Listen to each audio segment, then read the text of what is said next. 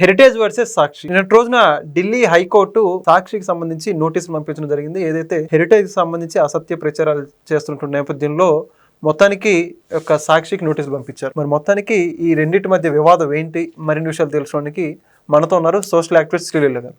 Madam నమస్కారం. నమస్తే అండి. మేడం, నిన్నటి రోజున ఢిల్లీ హైకోర్టులు సాక్షి మీడియాకి చివాట్లు పెట్టడమే కాకుండా నోటీసులు కూడా పంపించిందని వార్తలు అయితే వస్తుంది. అసలు మొత్తానికి ఏం జరిగిందంటారు? ఢిల్లీ హైకోర్టు సాక్షి మీడియాకి పంపించినట్టు నోటీసులో ఏం పేర్కొంది? ఇక్కడ సాక్షి ఛానల్ కి ఎన్ని ముట్టకాయలు అంటే అన్ని ముట్టకాయలు. ఎప్పుడు వాళ్ళు అబద్ధాలు వండి వారుస్తారు, ఎప్పుడు అబద్ధాలే రాస్తారు. ఈ రోజున టీటీడీ తిరుమల తిరుపతి దేవస్థానంలో కల్తీ నెయ్యి, ఆ లడ్డు విషయం కానివ్వండి, సింథటిక్ ఘీ తయారు అసలు నెయ్యే కాదనేది కానివ్వండి, ఇవన్నీ కూడా జరిగిన తర్వాత వాళ్ళు ఏం ప్లాన్ చేశారు అంటే మన మీద ఇన్ని మాట్లాడుతుంటే హెరిటేజ్ మీద మనం ఎందుకు మాట్లాడకూడదు అని ఒక తప్పుడు కథనాన్ని ప్రచురించారు. వాళ్ళు రాసే తప్పుడు అనుకోండి, ఎప్పుడు ప్రతిరోజు నిత్యం తప్పుడు కథనాలు ఉంటూనే ఉంటాయి, మనం చూస్తూనే ఉంటాం. ఈసారి రాష్ట్ర వ్యాప్తంగా పోయి, దేశవ్యాప్తంగా పోయి, ఇంకా ప్రపంచ వ్యాప్తంగా కూడా వాళ్ళు రేపో మాపో చూసాం. ప్రపంచ వ్యాప్తంగా అంటే వీళ్ళు చేసిన ఒక పనికి బిల్ గేట్స్ వాళ్ళ రిప్రజెంటేటివ్సే సంజాయిషి చెప్పుకోవాల్సి వచ్చిన పరిస్థితి.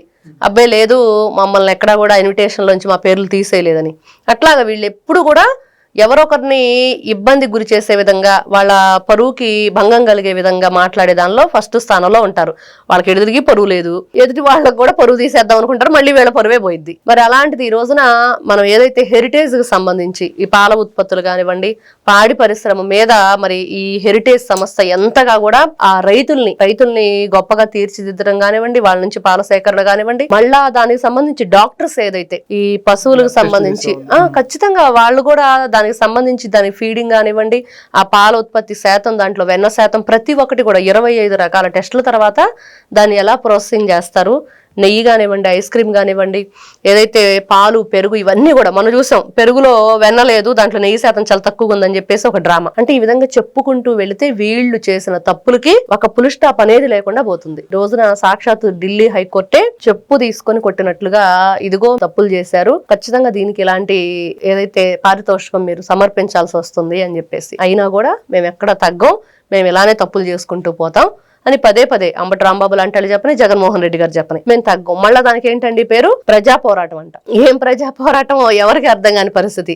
ప్రజల కోసం మంచి చేస్తే దాన్ని ప్రజా పోరాటం అంటారు, ప్రజలకు మంచి చేసే విధంగా ఏదైనా మీరు కార్యక్రమం చేస్తే దాన్ని ప్రజా పోరాటం అంటారు.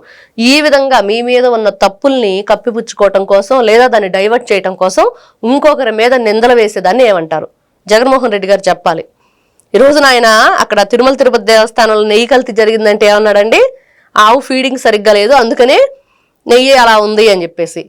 ఎవరైనా సరే తెలివిగల వ్యక్తులు ఒక అబద్ధం ఆడినా కూడా కనీసం అది ఏదో కొంతమంది నమ్మేటట్లన్నా ఉండాలి అనేది. అసలు నెయ్యే లేదురా బాబు దాంట్లో, అసలు పాల ఉత్పత్తికి సంబంధించిన సంస్థలతోనే మీరు టైఅప్ అవ్వలేదు అని చెప్తున్నా కూడా ఆవు ఫీడింగ్ అని మాట్లాడే వ్యక్తులకి ఏ విధంగా బుద్ధి వస్తుంది? ఎన్ని రకాలుగా వాళ్ళు బుద్ధి తెచ్చుకోవాలన్నా కూడా, ఎన్ని రకాలుగా వీళ్ళు బుద్ధి చెప్తున్నా కూడా వాళ్ళు తెచ్చుకోలేకపోతున్నారు. ఈ రోజు నేను భువనేశ్వరి గారు ఎంత గొప్పగా చెప్పారంటే, కుక్క కాటుకు చెప్పు దెబ్బ. వీళ్ళు పిచ్చి పిచ్చి ఏదైతే రాతలు రాస్తున్నారో, ఈ న్యూస్ ఛానల్స్ లో ట్రోల్స్ చేస్తున్నారో, వీటన్నిటికి కూడా సమాధానం మేము ఎప్పుడు కూడా నమ్మకంతోనే ఉంటాము, ప్రజలకు ఒక నమ్మకాన్ని ఇచ్చాము. ప్రతి ఒక్కరు కూడా 4 కోట్లతో ఈ రోజున మొదలైన హెరిటేజ్ 4,000 కోట్లకి ఈ రోజున బిజినెస్ చేస్తుంది. మరి అంత గొప్పగా ఉన్న సంస్థ మీద ఇప్పటి వరకు ఎవరం కూడా ఎటువంటి కంప్లైంట్ లేదు. అన్ని రకాల జాగ్రత్తలు కానివ్వండి, ఎక్కడా కూడా నాణ్యత అనేది తగ్గకుండా వాళ్ళు చేసే ప్రయత్నం. ప్రతిసారి ఈ రోజున బిజినెస్ అంత టర్న్ ఓవర్ ఉందంటే మరి అదే నమ్మకం. జగన్మోహన్ రెడ్డి లాగా సాక్షి ఛానల్, పేపరు ఇవన్నీ పెట్టుకొని తప్పుడు కథనాలు రాసుకుంటా, తప్పుడు ప్రచారాలు చేసుకుంటా, మరి ఇవన్నీ చేస్తున్న వ్యక్తులకి నాణ్యత గురించి, నమ్మకం గురించి తెలుస్తుందా? తెలిసినా వీళ్ళు ఇట్లాంటి మాటలు ఇలానే మాట్లాడుతూనే ఉంటారు.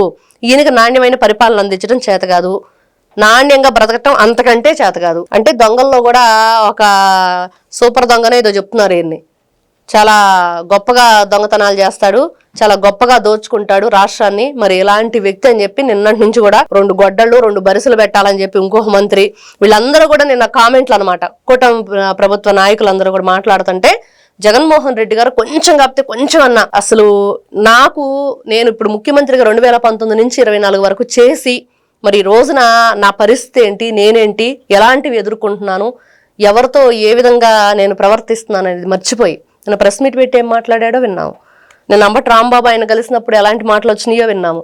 ఇవన్నీ చూసిన తర్వాత హెరిటేజ్ మీద ఇలాంటివి చేస్తున్నప్పుడు ఈ రోజున కోర్టు ఏం చెప్పింది?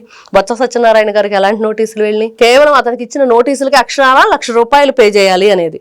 మరి ఈ రోజున సాక్షి చూస్తే 100 కోట్లు పరువు నష్టం. మరి అంతకుముందు చాలా కేసులు నారా లోకేష్ గారికి చిన్నబాబు చిరుతిళ్ళు అని చెప్పేసి కానివ్వండి, ఈ విధంగా చెప్పుకుంటూ వెళితే వాళ్ళు చెప్పే అబద్ధాలకి, వాళ్ళు చేసే అవినీతికి ఈ రోజున ఒక ఇది లేకుండా పోతుంది. పులి స్టాప్ అనేది ఖచ్చితంగా దాని పులి స్టాప్ పెట్టాలి. కూటమి ప్రభుత్వ నాయకులే చెయ్యాలి. అది ఈ విధంగా వాళ్ళని వదిలేస్తూ ఈరోజు నేను అంబటి రాంబాబు అంత చేసి హంగామా బెయిల్ తీసుకుని బయటకు వచ్చాడు. ఉపయోగం ఏముంది అని చెప్పి అందరూ అడుగుతున్నారు. కఠినమైన చర్యలు వీళ్ళ మీద ఇట్లాంటి మాటలు మాట్లాడుతున్నప్పుడు ఇష్టానురీతిగా ప్రజల సొమ్మును తిని మీరు ప్రజల మీద ఈ రోజున ఏదో మేము ప్రజలను ఉద్ధరిస్తాం, వాళ్ళ మీద ప్రేమ ఉన్నట్టుగా వీళ్ళు ప్రవర్తిస్తుంటే కూటమి ప్రభుత్వం ఎందుకు చూస్తూ ఊరుకుండా అనేది ప్రజలు అడుగుతున్నది.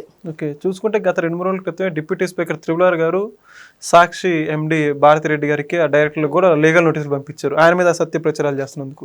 నిజంగా లీగల్ నోటీసులు రావడం, ఈ కోర్టు నుంచి ముట్టికలు ఎదుర్కోవడం ఎలా ఉండిద్ది? వాళ్ళకి చాలా సంతోషంగా ఉండి దబ్బ మేము ఇన్ని అబద్ధాలు చెబుతున్నామని. జగన్మోహన్ రెడ్డి గారికి కూడా కావాల్సింది అదే. చాలా గొప్పగా అబద్ధం రాశారు, చాలా గొప్పగా వార్తలు చదివారు అని చెప్పేసి వాళ్ళందరూ కూడా సన్మానం చేస్తాడు ఈయన. ఎందుకంటే జోగి రమేష్ మరి ఏ విధంగానైతే నారా చంద్రబాబు నాయుడు గారి ఇంటి మీదకి పోతే నా మనసు దోచేసావు అన్నట్లుగా వీళ్ళందరినీ కూడా నా మనసు దోచేశారు, మీరు చాలా గొప్పగా అబద్ధాలు చెప్తున్నారు అంటారు తప్పించి అరే ఈ విధంగా మనం రాయటం తప్పు అనేది వాళ్ళు ఎప్పుడూ ఆలోచించరు. వాళ్ళకి ఆ భావన కూడా రాదు. అట్లాంటి వ్యక్తులు వైఎస్ఆర్సీపీ పార్టీ నాయకుడితో సహా. మరి ఇట్లాంటి వ్యక్తులు నేను చూస్తే మీరు అంటున్నట్లుగా రఘురామకృష్ణరాజు గారి మీద ఎవరి వల్ల ఆయనకు ప్రాణహాని ఉందని చెప్పి ఆయన చెప్పారు అని చెప్పేసి వాళ్ళు కథనం రాయటం. ఆయన జగన్మోహన్ రెడ్డి గారి వల్ల ప్రాణహాని ఉందంటే ఎవరైనా నమ్ముతారు, కానీ కూటమి ప్రభుత్వ నాయకుల వల్ల ఉంది అంటే ఎవరైనా నమ్ముతారా? నువ్వు కదా ఆయన్ని చావు చివరి అంచుల దాకా తీసుకువెళ్ళావు, వీళ్ళు కదా ఆయన చిత్రహింసలు గురి చేశారు. ఇవన్నీ విన్న తర్వాత చూసిన తర్వాత జగన్మోహన్ రెడ్డి గారు మళ్ళీ ఇలాంటి కథనాలు వాళ్ళ పేపర్లో ప్రచురించడం కానివ్వండి, భారతిరెడ్డి గారు కానివ్వండి, వాళ్ళందరూ కూడా గతంలో వైఎస్ షర్మిల గారి మీద రాసినప్పుడు, విజయలక్ష్మి గారి మీద రాసినప్పుడు ఆవిడ ఎప్పుడు ఏమైనా మాట్లాడిందా? ఇంటి ఆడబడుచు మీద వాళ్ళ అత్తగారి మీద రాస్తేనే ఆవిడ ఎప్పుడు కూడా ఎలాంటి ఇది లేదు, బయటకు వచ్చి ఒక మాట మాట్లాడటం, అమరావతి మహిళల గురించి మాట్లాడినప్పుడు. కాబట్టి వీళ్ళందరూ కూడా ఎప్పుడు కూడా అబద్ధాలని, ఎదుటి వాళ్ళ మీద నిందల్ని పెంచి పోషిస్తారు, అవే ఇష్టపడతారు. జగన్మోహన్ రెడ్డి గారికి మరీ ఇష్టం. థాంక్యూ. నమస్తే. Please subscribe to Leo News for more videos.